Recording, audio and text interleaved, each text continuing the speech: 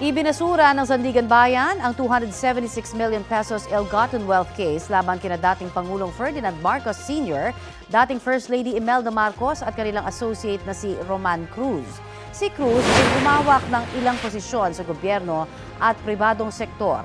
Tinatigan ng Sandigan Bayan ang mosyon ng mga defendant na i-dismiss ang Civil Case 0006 dahil sa inordinate delay o matinding delay.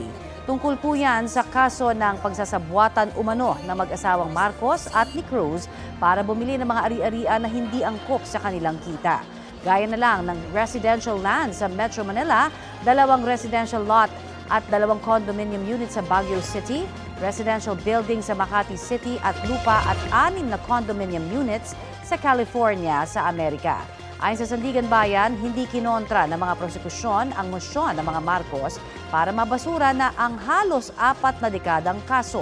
Kabilang si Pangulong Bongbong Marcos sa estate executors ng dating Pangulo. Wala pang komento ang pamilya Marcos tungkol sa desisyon.